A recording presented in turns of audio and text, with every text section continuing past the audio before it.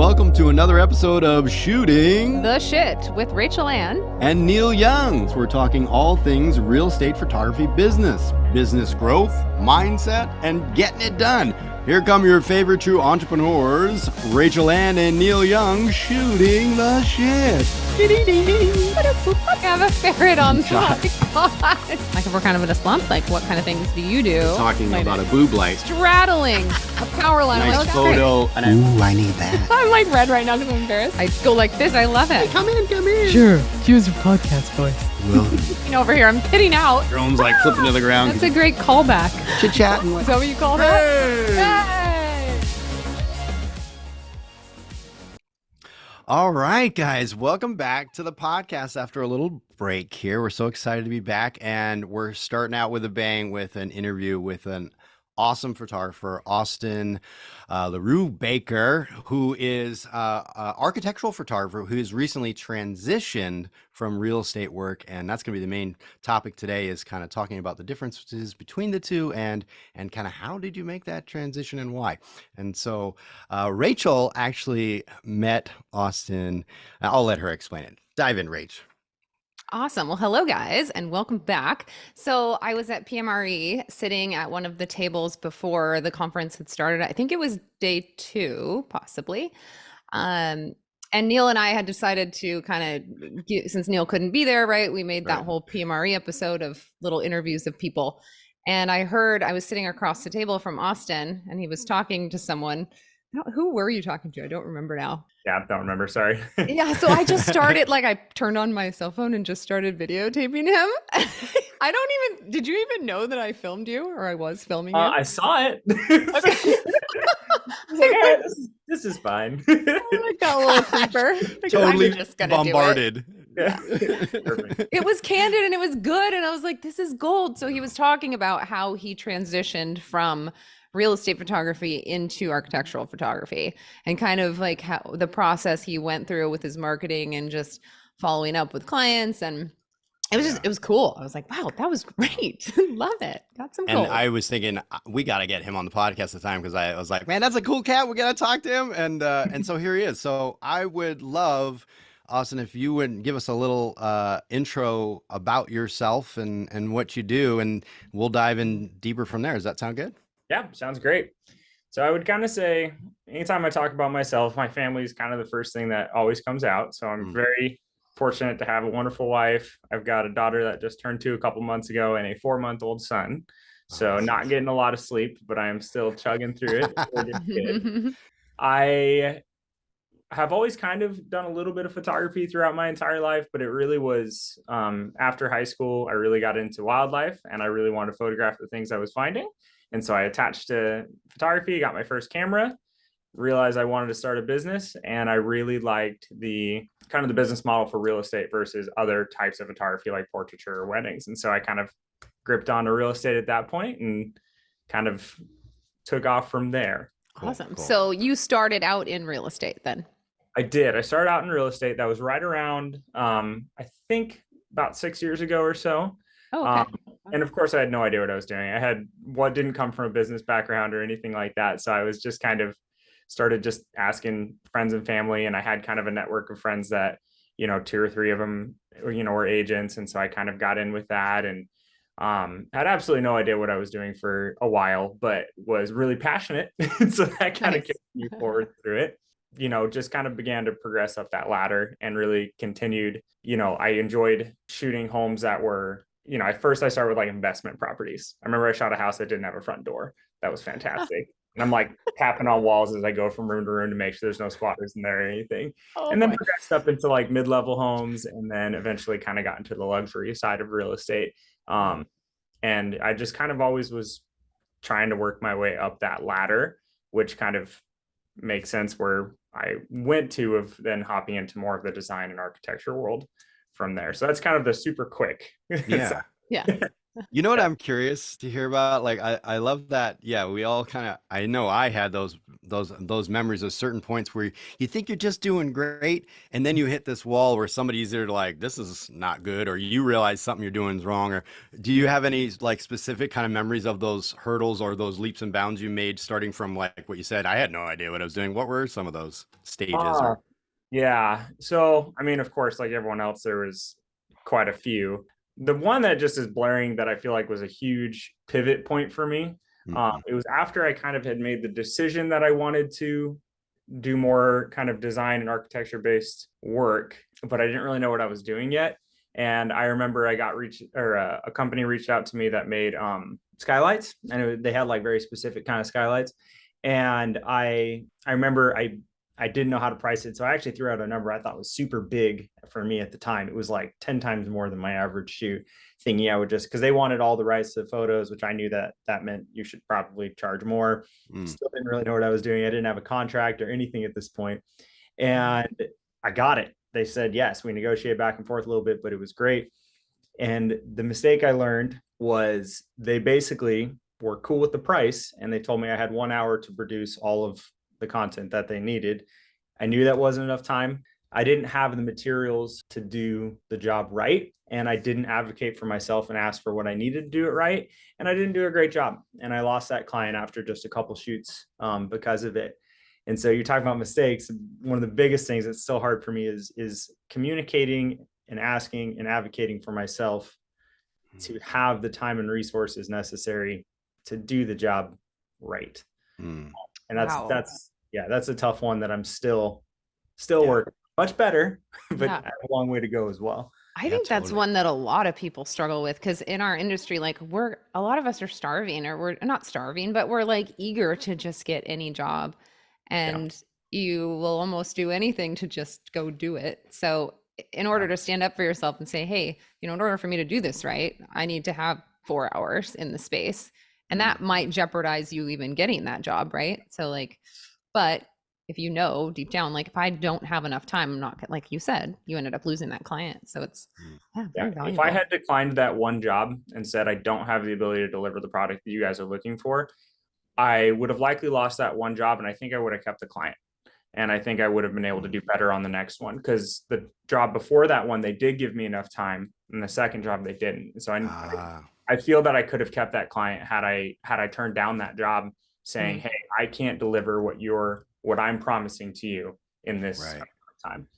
Yeah, super important. Yeah, that's great. And it is hard to, I don't know why it is, but it totally is hard to stand up and say, hey, that's not, because I think part of it is the fear that you'll lose them if you say, I really can't do it. But that's Yeah. better to lose that job than to lose your, what they think your work is and, Your reputation. reputation. That's what I Yeah. wanted. Thank you, Yeah. Rachel. So setting clear expectations is so important. Hmm. Yes, Yeah. that's another way of kind of saying it. And that's, Yeah.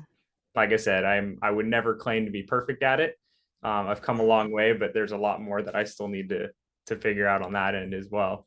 Yeah. Austin, you're damn close to perfect at this. Your work's so good. So Oh, good. I It's was looking beautiful. again today. I'm like, gosh, he's good. oh my gosh, well, I appreciate it. Yeah, you do great It's work. there's all obviously this whole tier of photographers that I look up to, and so I'm looking at their stuff oftentimes, and like I'd be happy with my work today, and then tomorrow I'll go, I gotta get better. I gotta do more. Yeah. We all do that. We all do that. Yeah, I 100% get though. better. Yeah. Yeah, Mhm. It's good. totally. It's what pushes you forward, right? I know, right? Makes Yeah, you grow. last I look at your stuff and I'm like, yeah, yep, okay. I gotta go. Where's my camera? Back to work, everybody. I look at your work and I'm like, that looks like it takes a long time. I don't want to do that. I don't have patience for that. But I appreciate what you do. And I think a lot of our listeners are interested in the process of what you do and potentially going that direction.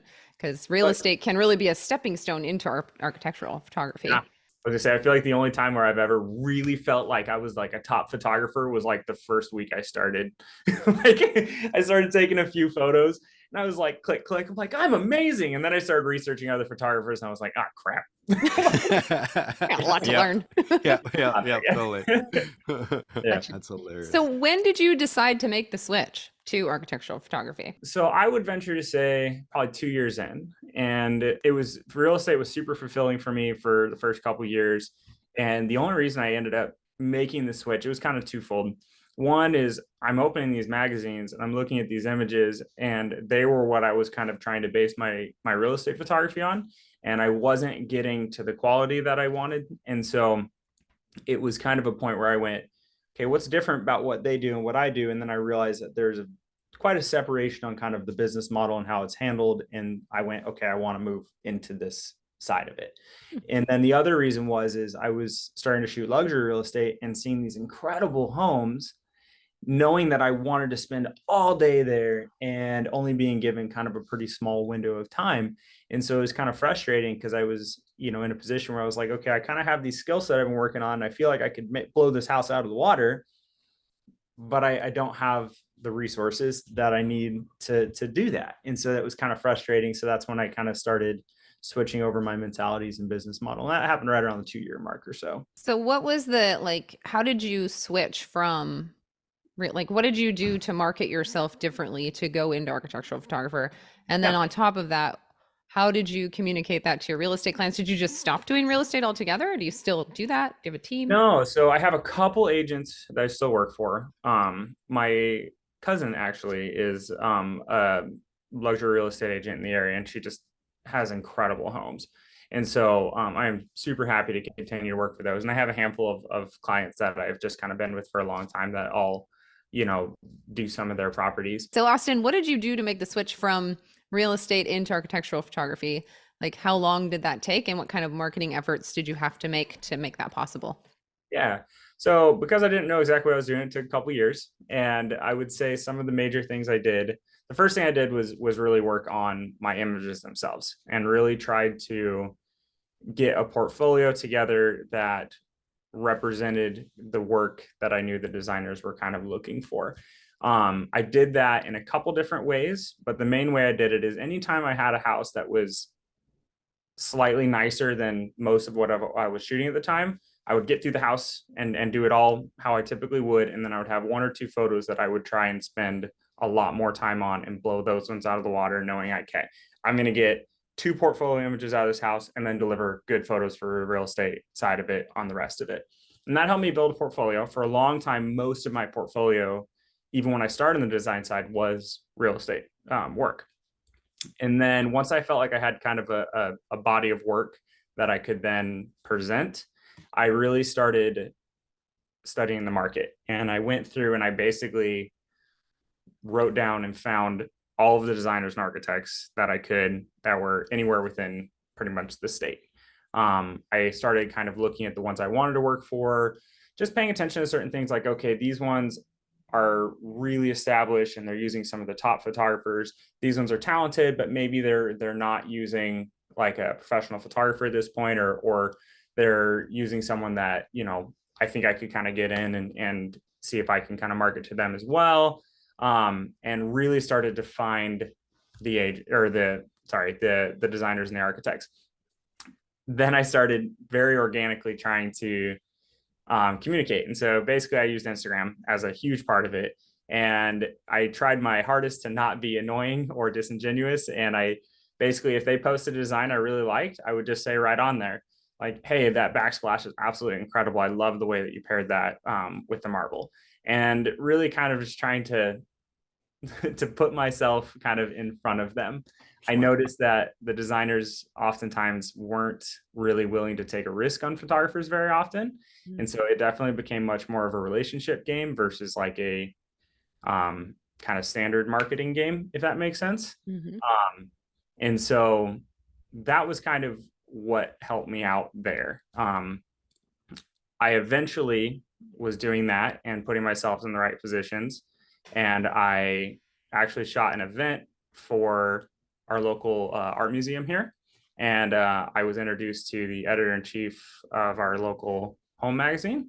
And wow. Yeah, so that was super exciting. That's cool. And that was one of those opportunities that I worked hard for a lot of things I got. And sometimes you work hard and sometimes you get lucky. And that was one where I kind of got lucky and got put in front of him. Yeah. I honestly don't think my work was quite where it needed to be at that point to really honestly be shooting for the magazine. So they hired me for one small job. They were happy with it, but I didn't really hear from them for like a year. Got a tiny job from them that never got published that I didn't really hear from them for like another 6 months. And then I think they were desperate. They called me one morning and were like, hey, we have a shoot tomorrow. Can you make it happen? And I went, and it was an incredible home. At that point, over that year and a half, I really had developed my skill to a point where I do believe it could be more on the editorial side. And I'm happy to say I kind of knocked that project out, ended up being my first cover shoot with that magazine. Wow. And Awesome. they've been hiring me ever since. I've been in almost every issue. That's And so cool. yep. Good for Yeah. you. And did I you like that. keep in contact with them throughout this like 2-year process of not really working with them much? Were you just following up, or how were you staying in contact with them? So I wish I could tell you I probably was, but I wasn't. I know that the way the magazine works is they have a lot of photographers. They never have just like one or two, at least this magazine. And so I almost feel like it's kind of more of like a rotation kind of system. And so eventually, there were smaller jobs that their more established photographers probably weren't wanting to do or super excited about. And so at that point, I kind of got the small stuff to start. Okay. Nice. Yeah. With the designers over Instagram, yes, they're ones I kept up on. I specifically, you can follow or like have notifications turned on. And anytime a photographer was kind of bouncing off me or we were kind of starting up a conversation, I would always make sure that I was keeping up with their work. And so when they posted new things that I was able to see it and it just came up and I was able to give, once again, kind of just more points of contact. And so, and that honestly was quite successful. I think I had probably 4 or 5 pretty good clients come from that side of things. Wow. That's That's great. really cool. Well, I think that's kind of the same thing too. That's where I think that's genius too, is that at least you keep in contact with them, and eventually there's some opportunity that rises. Maybe the regular person they had in mind isn't available, and they're like, well, reach out to that guy I keep seeing and his work looked good, right? So, and then you get your break, right? But you just gotta take it and run when you get it, right? Yeah.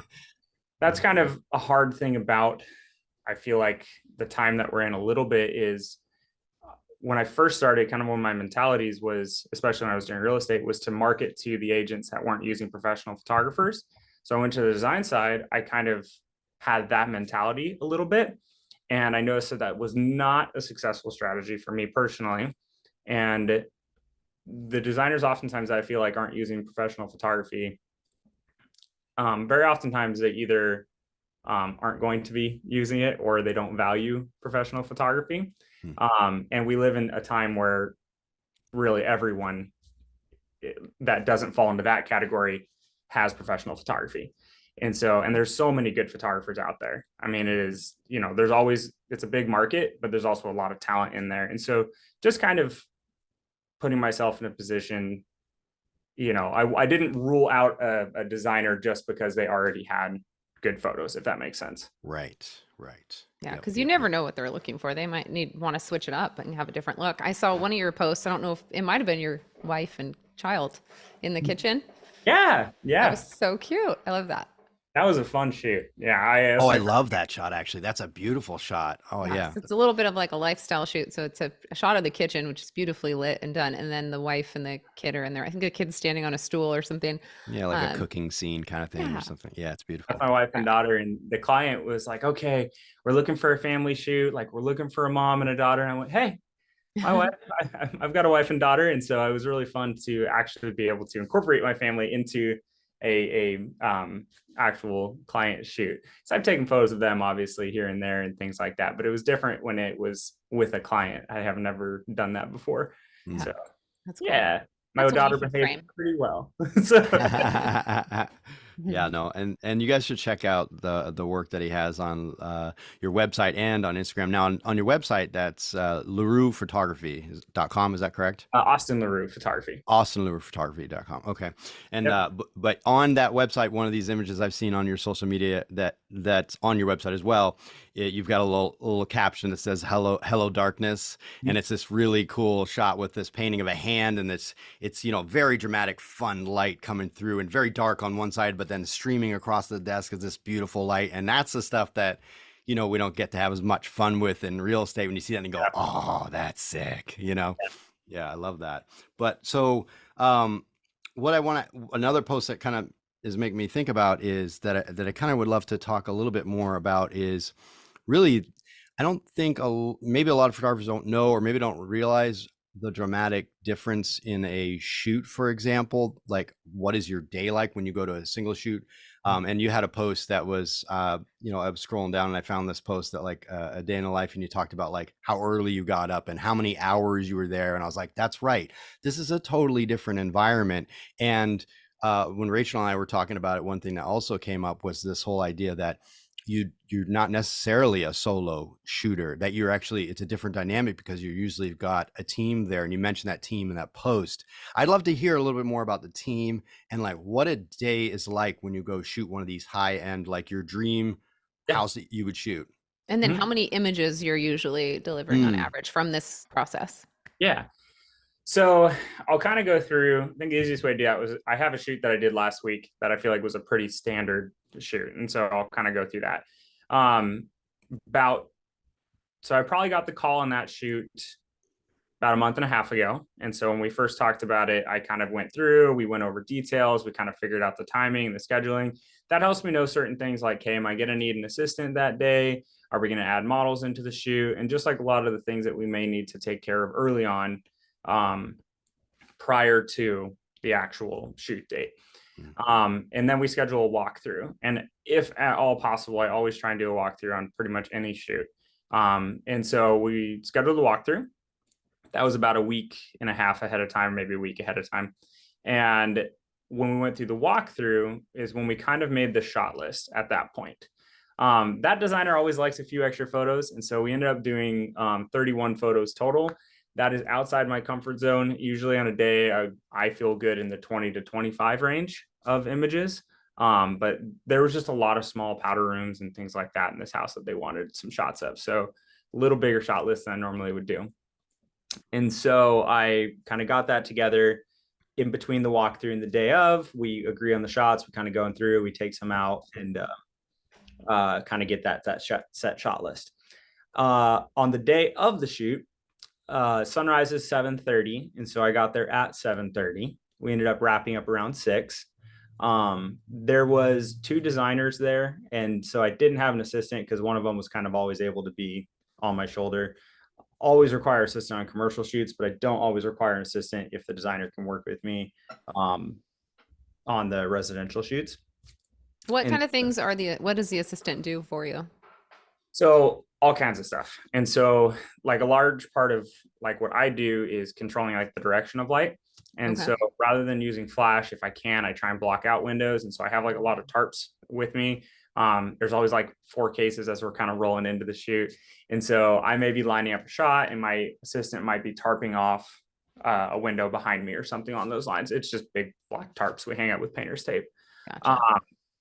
One of the biggest things is, so after the camera's set, after I get the composition, I go through and I'll touch everything. So every chair, every tchotchke, everything gets shifted and adjusted. I'm looking for things like tangents where things aren't crossing and they're not spaced, but they're touching, because that's kind of hard to understand and read. Basically looking for balance, trying to kind of just finesse the image. And that can kind of take anywhere between 15 to 25 minutes on like a living room or kitchen shot. And so the assistant, one of the biggest things that I think is super helpful is when I'm done with that shot, you know, obviously you have a responsibility to make sure everything gets back to where it was, but that takes a lot of time for me. So I often will go to the next shot, start lining that up, and the assistant will be the one kind of putting everything back into place of where it should or shouldn't go.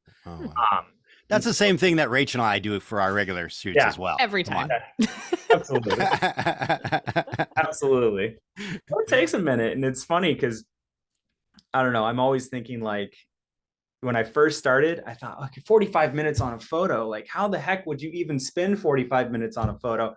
And now that I've kind of just added enough tools to my toolbox, I could spend 2 hours on a photo if given the opportunity. And when you're doing this too, it's not just you, right? I assume the designer is also over your shoulder going, oh, I like this, but what do you think? Should we move that flower pot over a little bit to the right? It's that kind of stuff too, right?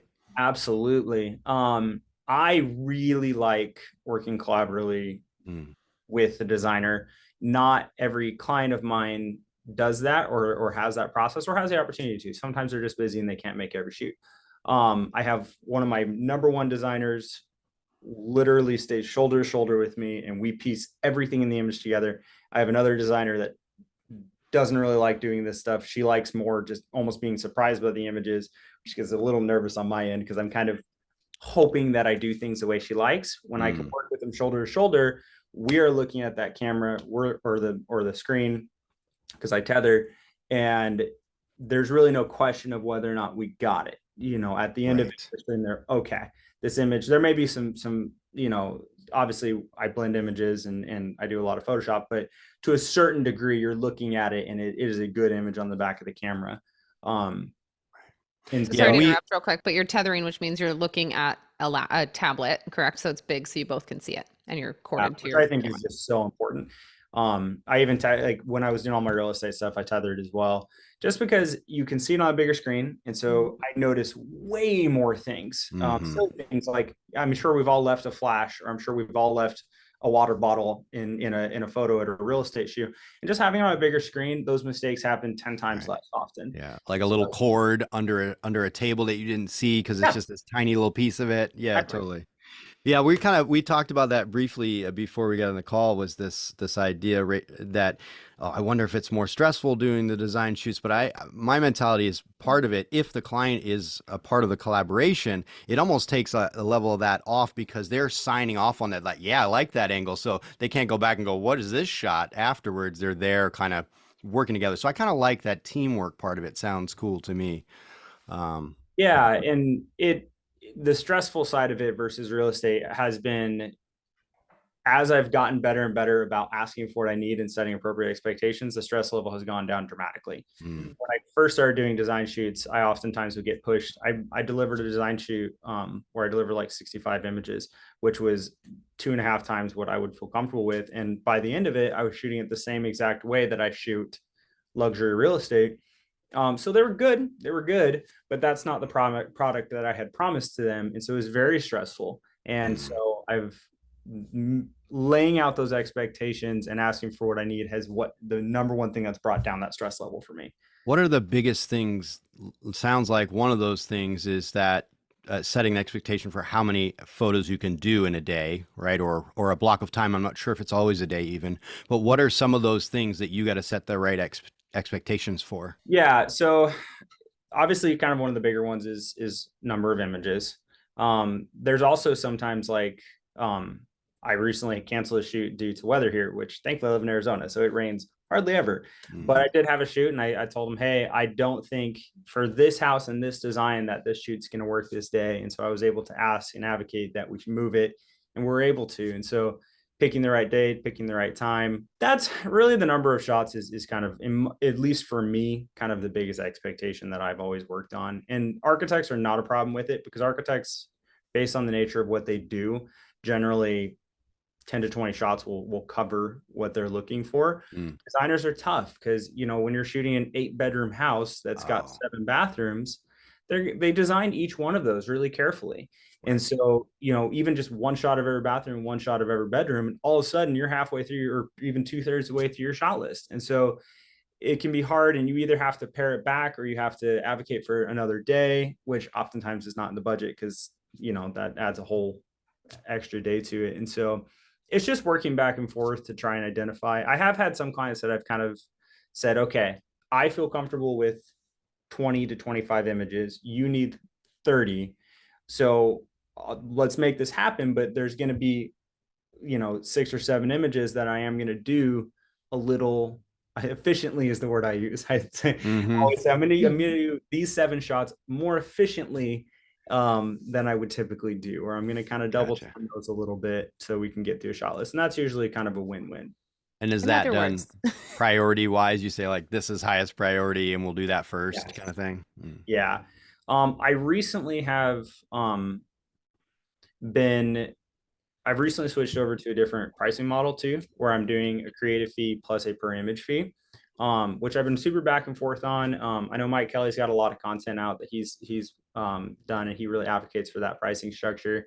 I'm not super sold on it at the moment, to be honest, because I really like the flexibility of being able to give and take a little bit on these shoots.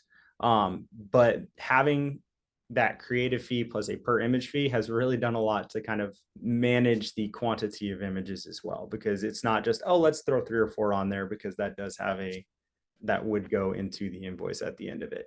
Yeah. And so What was your price structure like before? Yeah, just a straight creative fee. So I had a Oh, half just day. a straight up. Okay. And as far as licensing, I have a pretty broad license, and so it generally would include basically kind of local print media and most digital usage, but anything that would be like national print marketing or anything like that would be an extra license. And so basically when they purchase the images, they can do most of what they would need to do. But for example, if they were wanting to put something in like an Architectural Digest magazine ad or something like that, then that would be a separate license from there. Okay. That makes sense. Cool. That'll bring them more work. So they should pay you for your work. That's getting them more work, right? Yeah, and I do feel like it's just kind of nice to have that protection in the bag in case, it turns into, I mean, a giant marketing campaign or something like that, which isn't very common, but yeah. You never know. Yeah. Never know. Hopefully, I guess that's the hope.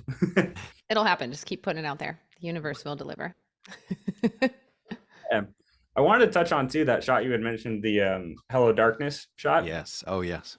So I feel like that one was kind of a big shot for me.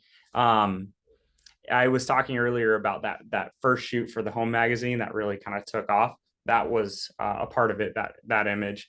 And some of the images I did an image the other day with 18 different frames to be able to like control the dynamic range and the color. And I had to work it. It took me about an hour and 20 minutes to edit it. And it took me an hour to shoot it and to get the final result. That image you're talking about, the Hello Darkness one, we were walking from one shot to the other. The art director and I turned our head and we saw that scene with that light coming in, and we went, we're stopping everything we're doing. I plopped down the camera.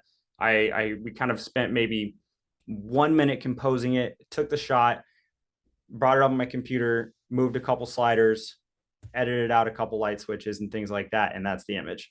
So some images take so long and so much work, and then other images that light comes in. Yeah. It's more about finding the right time versus making it the right time. Yeah. Just always have the option to make it the right time. Yeah, and I bet in that scenario, if you spent too much time on it, you probably would have lost that light. So we would have been, I think it was probably gone within 15 minutes or so. That's so so cool. You see those opportunities, take it. Yeah, So even on the road. You're probably planning out the time of day you're going to shoot each room according to where the sun's going to be. Yeah. Well, right? Or do you just scrim the windows and call it good if you have to? Yeah. So if at all possible, I wait till the light is right.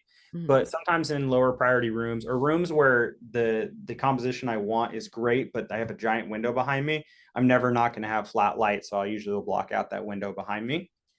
But yeah, so I do the walkthrough, I deliver the images, we agree upon them. And then in that gap before the shoot, I'll go through and I'll make notes of what order I want to do everything in.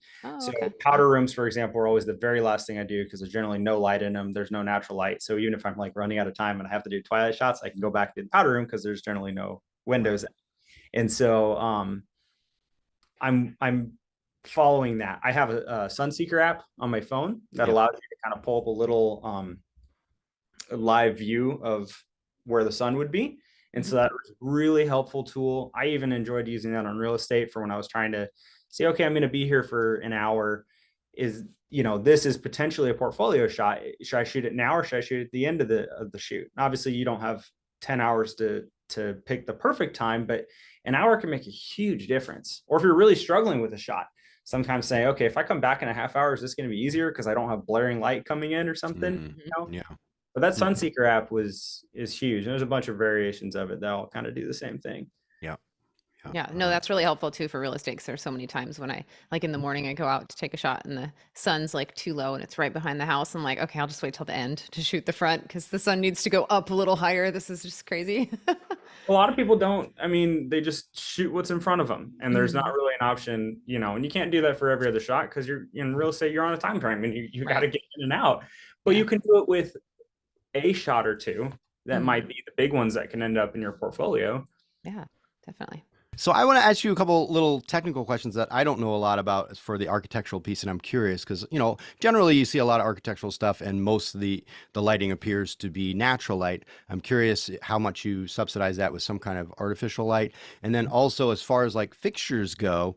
Um, a lot of the architectural photographer work you see fixtures are off, but on occasion they're on, and I'm wondering what determines that. Is that because of the designer or the architect says, I love this feature, turn it on? Or is that, how does that all work?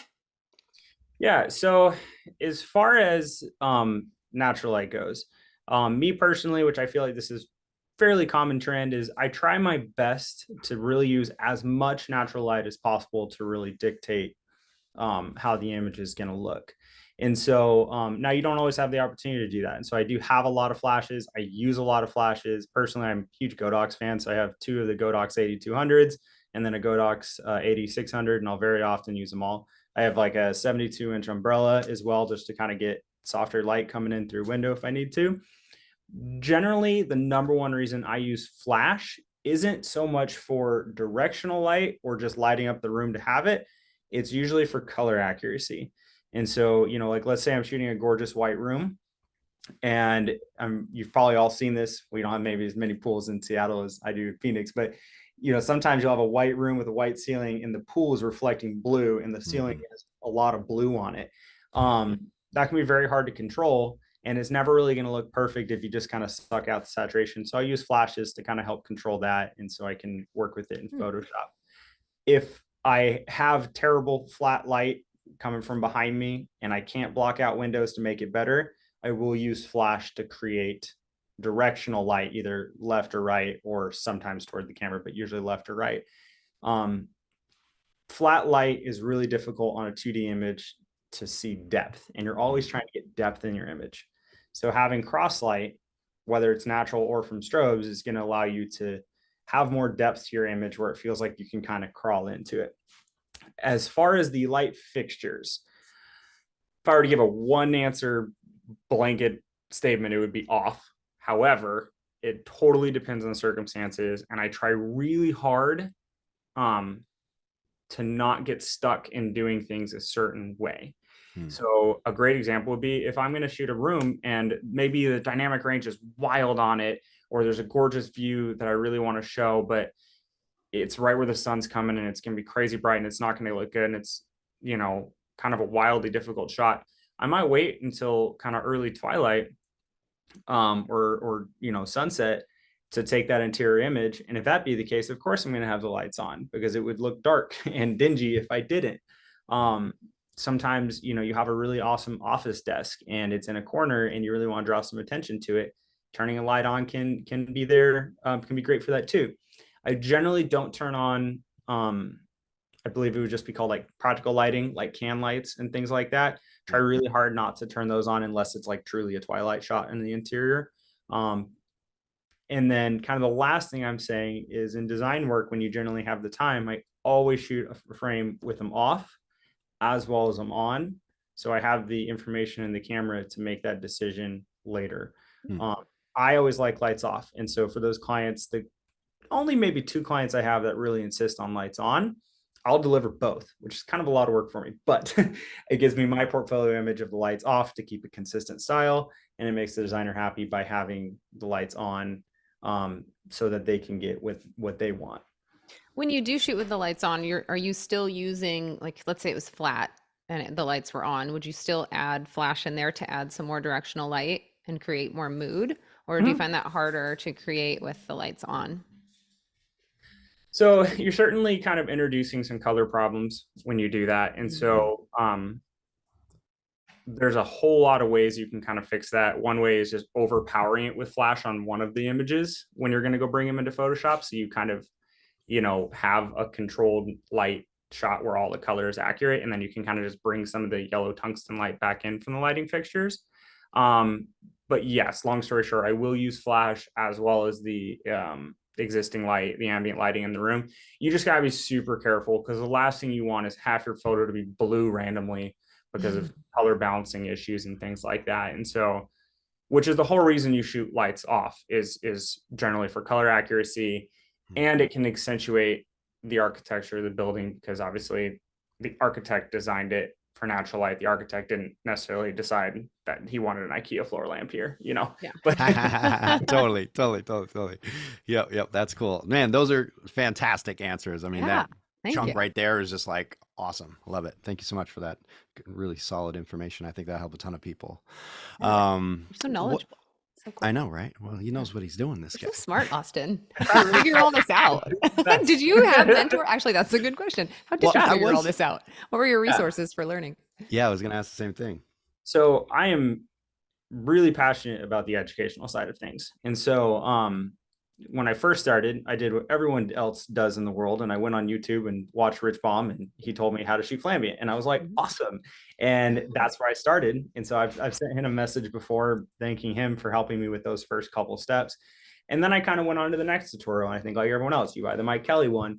And I think the only thing that I kind of noticed that I started to differentiate from, it's a lot of photographers I meet in the industry.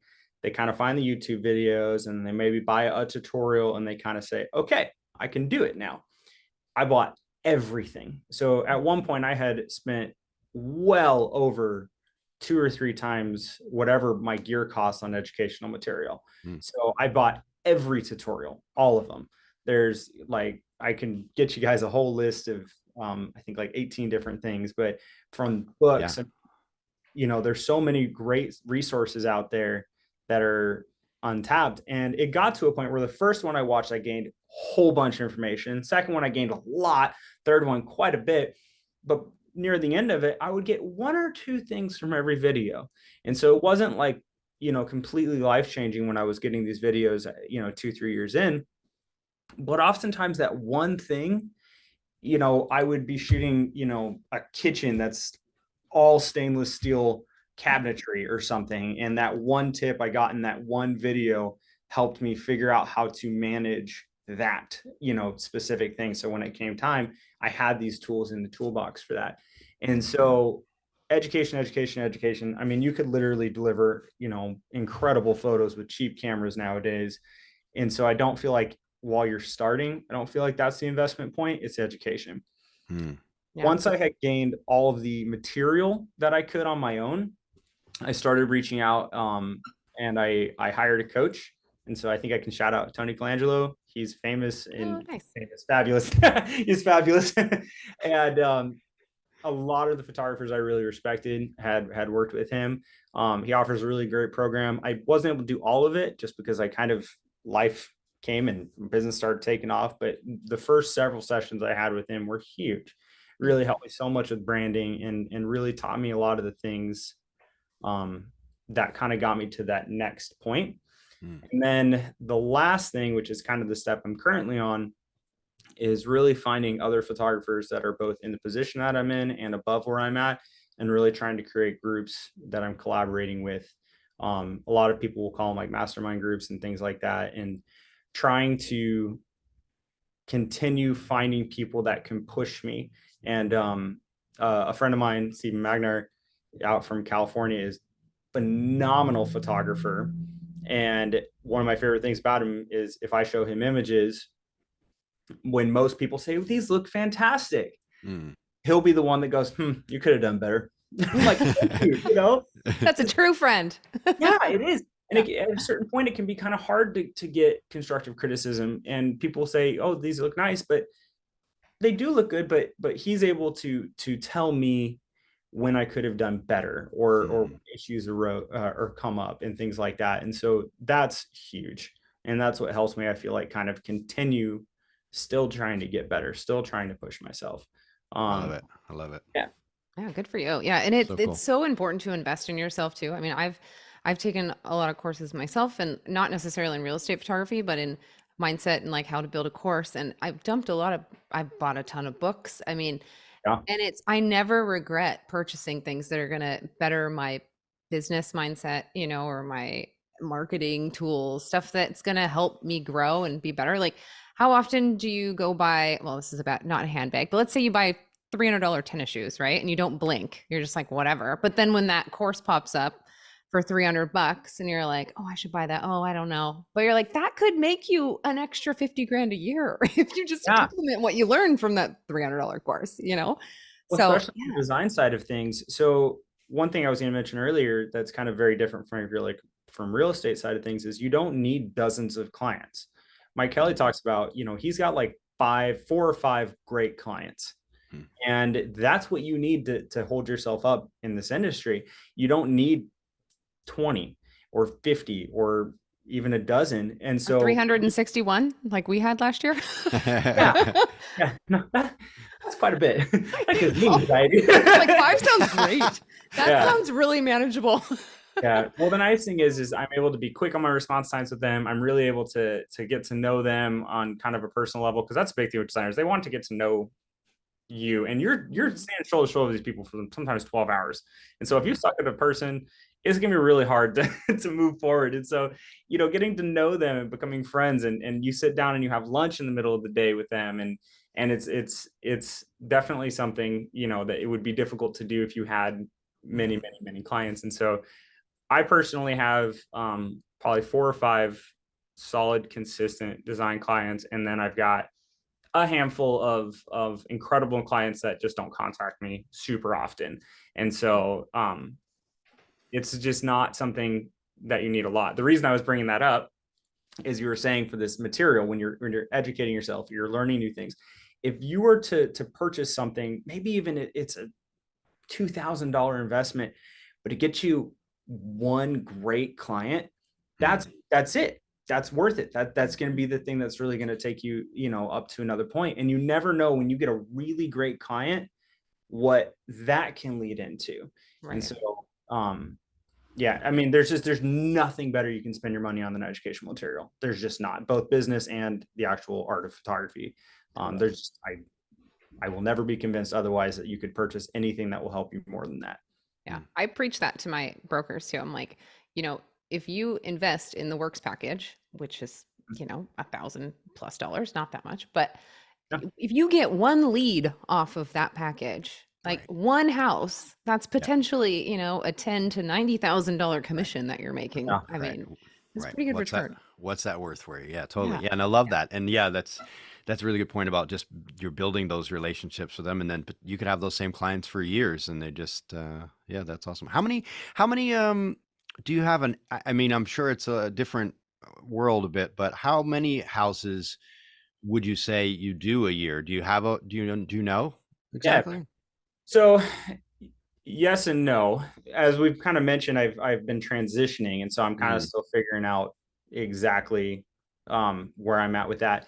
Last year, I believe I had 112 shoots total. However, the first 6 months of last year was before I stopped doing a lot of the real estate stuff, and so I was to the bone, doing a lot of work with those clients. And so I'm hoping, like, I think an awesome goal for me this year would be like 40 to 50 shoots. So if I could do one a week on average, I think that would be fantastic. And so, but once again, it never comes perfectly like one a week.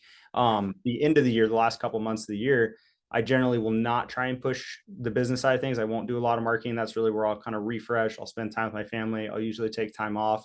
But then come spring always seems to kind of be the busiest season. And then kind of early summer, I'm doing a lot of shoots. And so I may have like 3 or 4 shoots in one week, which sometimes the editing on these shoots can be half a week's worth of work, kind of a thing. And so it adds up quite a bit. But yeah, it doesn't all come perfectly nice and even like once a week. It contracts and compounds. Yeah. Cool. Are you editing all your own work, or do you send some of it out? Yeah, I am. And I'm not married to one idea or the other. Some of the best photographers I know work with editors as well. The only difference I would say is that, just like everything else in this industry, when you have an editor, you really need to have an editor that is someone that you can closely collaborate with to get the desired look you want in the images. And so it's not something where you're handing it off to someone else and having them complete something for you and you getting it back and you're sending it off to a client.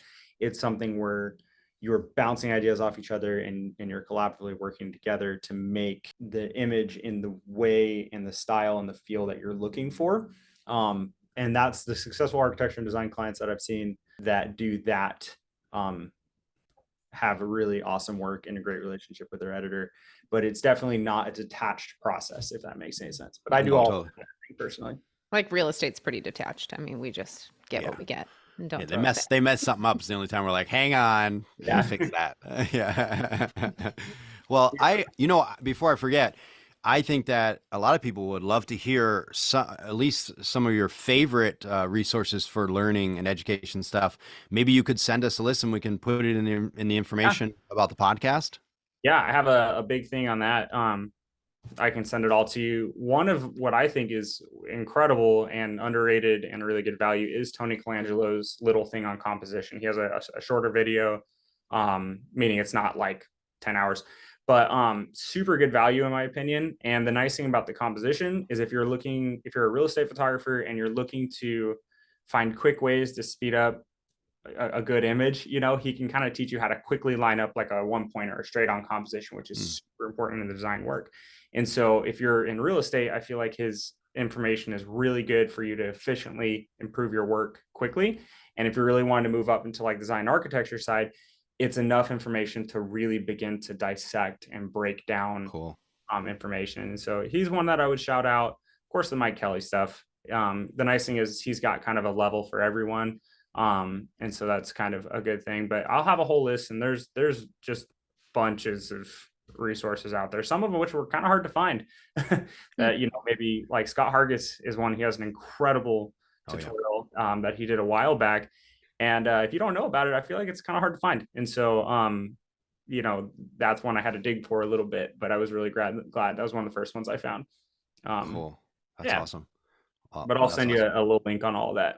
Yeah, totally. That's so great. Rach, did you have something else you wanted to ask? Yeah, if you had to start over today, what would you do differently? Yes, I love this question. So the not fun answer is I wouldn't do anything differently because I'm very happy with where I'm at. So that's the short not fun answer. But maybe things that I That's fine. I mean, that could be your answer. No. Well, I do have one. Okay, go ahead. It's going to be what we were talking about earlier of setting up expectations. Okay. Yeah. So much of like a people pleaser, and I did not want to ever say no or that something was out of reach or anything like that at any point.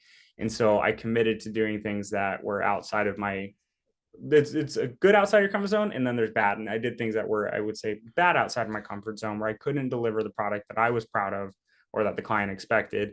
And so if I could do things differently, it would be making sure that every client from the start, from the get-go, that I am setting up appropriate expectations and advocating for what I need to deliver appropriate, good, solid images. Yeah, I think that's a really good, solid advice, because I think a lot of us have made that mistake in our careers, taking on that project that was over our head or whatever, and you just kind of bomb it. Like, there's always a good thing I feel like about taking big projects, but making sure that you're, working hard to do it. On that note, I just started doing video. Oh, congrats. My goal was, I'm super excited.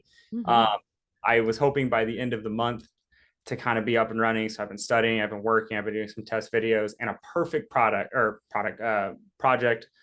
just a gorgeous home with nice light came up. And I basically made the decision like on the fly that I was going to do it. So that's like, I feel like a good jump. And so, but I set up appropriate expectations. I told them, hey, so this is one I didn't charge for, which I'm just because it's kind of my very first one. I don't have any portfolio to show them. And I set up very clear expectations of I am not guaranteeing a certain product and everything. And so I did a good job with that. But leaps like that are good, but leaps of I don't feel comfortable doing this. Like I don't feel like I can deliver the product that I'm promising. Those are ones to be careful of. Yeah, because you got to try new things. You got to take risks, but you don't want to set yourself up for failure. Exactly. And it's a hard problem to fix. It's a much easier problem to just start off the right way. But if you set up poor limits, then it's very hard to come back.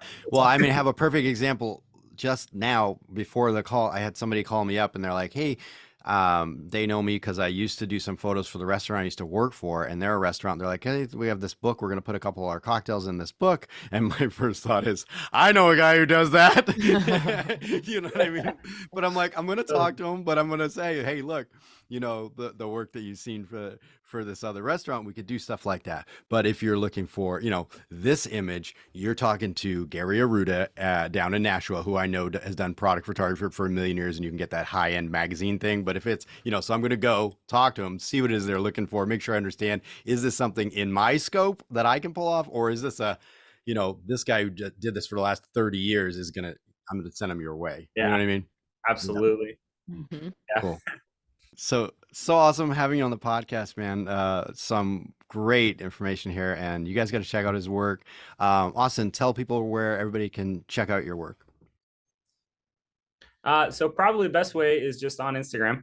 It seems where I post the most, and you can see cute little videos of my family, and that's at Austin LaRue Photography, and that's LARUE for the LaRue. And feel free to reach out and ask questions. I'm an open book, and if I have the time, which I usually do, I will answer any questions you guys have if you have any. That's great. So Well, you cool. sound like you're just a plethora of information. So sounds like you've mastered your craft. I love it. Well, I feel like I still have a lot to learn, but I do really appreciate that. Thank you. Yeah. Cool. Awesome. Well, thanks so much, guys. We'll see you on the next one. Bye, guys. Bye.